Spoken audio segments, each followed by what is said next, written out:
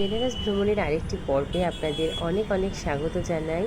আগের পর্বে দেখিয়েছিলাম আমরা মন্দিরে পুজো দিতে যাচ্ছিলাম, আর এখন দেখুন আমি বেরিয়ে পড়েছি। এখন মন্দিরের সামনেই দাঁড়িয়ে রয়েছি, আর পিছনে আমার প্রচণ্ড ভিড় রয়েছে। চলুন বেরিয়ে পড়ি। এই যে গিনি রয়েছে, দেখুন ওদেরকে ছেড়ে আমরা কি সুন্দর তাড়াতাড়ি এগিয়ে যাচ্ছি। কেন বলুন তো, আমরা কিন্তু ওখানকার রিক্সায় উঠে পড়েছি, সবাই মিলে উঠে পড়েছি রিক্সায়। রিক্সার পেছনটা এতটাই ছোট মনে হচ্ছে কি বেরিয়ে যাবো না তো। কই গিনি কই? গিনি কোথায়? গিনি চুচু করে যাচ্ছে, চুচু করে টিক টিক টিক টিক করতে করতে যাচ্ছে। আরে বাবা, আর এরা হর্ন শোনে না, সব কানে একটু কম শোনে মনে হয়। হায় রে, কী সব বলছে মা।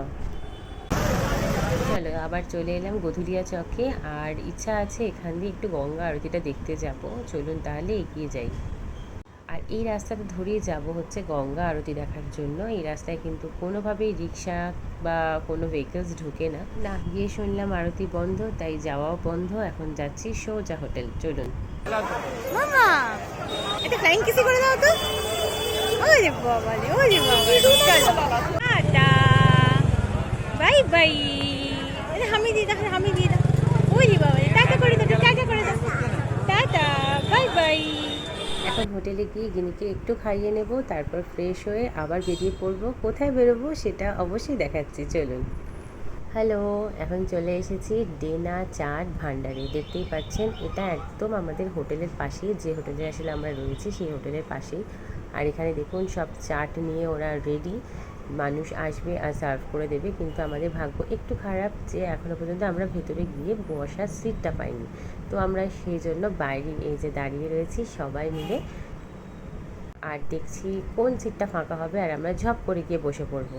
চলুন তাহলে একটু ওয়েট করি আর আপনাদের চাটের ভান্ডারটা দেখাই। এই দেখুন আমি ঢুকে গিয়ে দেখছি যে কত রকমের চাট রয়েছে এখানে, শুধু সারি সারি সাজানো রয়েছে। আর আমি জিজ্ঞাসা করছিলাম এটা কি ওটা কি, তার চেয়ে বরং দেখিয়ে দিই আপনাদের চাটটা, মানে এদের মেনু কার্ডটা।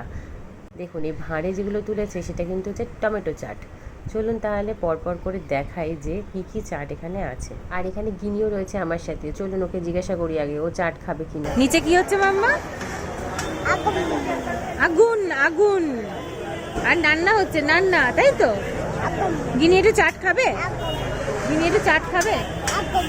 আগুন আগুন বলো, আগুন আগুন আগুন আগুন। গিনি চাট খাবে। আগুন আগুন, ইয়ে। এই হলো এদের এখানকার মেনু কার্ড, আপনারাও দেখে নিন। পচা, এই পচা কোথায় রে? আমাদের পচাটা কোথায় রে? এইটা, এই দুটুমি করছে, এই দুটুমি করছে। অবশেষে আমরা হাতে পেয়ে গেলাম চাট। এটা হলো পাপড়ি চাট, আর এই দুটো হলো আলুর চাট, যেটা ওকে খাচ্ছে।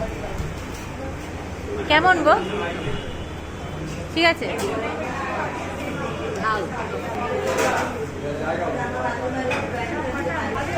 তুই খাবি?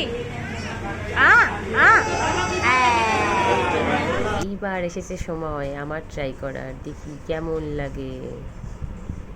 খেতেই একটু টক টক ঝাল ঝাল মনে হলো, মিষ্টিটা একটু কম। আর ওপরে ওই একটা ঘুগনি দিয়েছে, কেন দিয়েছে বুঝতে পারলাম না। যাই হোক, ঠিক আছে, ওদের চাট ওদের মতো, আমাদের কলকাতার চাট কলকাতারই মতো, কোনো ব্যাপার না। এবারে দিয়ে গেল টমেটোর চাট। ওই যে ভাঁড়ে দেখাচ্ছিলাম না আগে যে টমেটোর চাট দিচ্ছে, এই হলো সেই টমেটোর চাট। এটাও বেশ টকটক মতোই ছিল, যেহেতু টমেটো তাই টকটক। আর ওখানে দেখলাম এটা বেশ ফেমাস, সবাই খাচ্ছে, কিন্তু আমার একটু টকটা অপছন্দের, তাই ওই ঠিকঠাক বলতে পারা যায়। আর এইটা ছিল পালং শাকের চাট। এটা বেশ ভালোই লেগেছে, মানে পালং শাককে বড়া বড়া করে ভেজেছে আর তারপরে চাট হিসাবে ব্যবহার করেছে, এই যে এরকমভাবে। ভালোই ছিল, এটা বেশ আমার ভালোই লেগেছে, খারাপ বলবো না, ঠিকই আছে। আমার এটা সব থেকে বেশি ভালো লেগেছে, তাই এটা রেকমেন্ড করব, যদি কেউ চান অবশ্যই খাবেন, ভালো লাগবে দেখবেন। রাতের খাবার খাচ্ছি তাই পেটটা একটু ভরাতে হবে, তাই নেওয়া হয়েছিল এই ফ্রাইড রাইসটা। এটা ছিল একদম ভেজ ফ্রাইড রাইস।